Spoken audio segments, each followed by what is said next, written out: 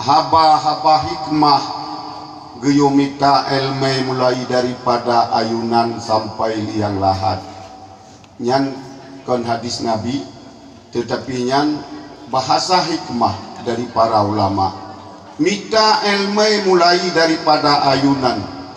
Artinya hana bisa kita paham semasa di dalam ayunan, tetapi uruci kita memberi paham agama. Walaupun anak yang na dalam ayun hana bisa, hana sekedar bahasa kiasan. Artinya masa menuntut ilmu hana batas. Ilmu yang kita mitanya hana masa habis.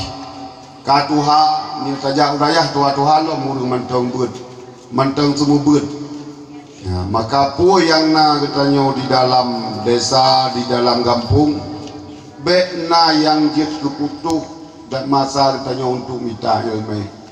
Karena matum hansip, ulun tuan kelumpegah katrip tapi karena lah padum-padum tun di daya, lungkalan letan hal manteng yang bahkan kadang-kadang galam pernah tak dengar. Nyandumnan kata kabisa tak baca baju-baju tapu, tapi saat katanya baca manteng kerja-kerja tu, mantengna yang sangat kurang bagi katanya.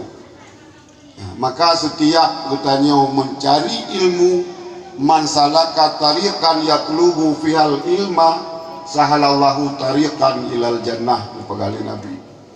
Saat katanya tajak bak saboh tempat, tajak bak saboh jurem, tajak bak saboh watai, yang tujuan untuk tamita ilmu yang sesungguhnya adalah mencari jalan mudah untuk menuju syurga.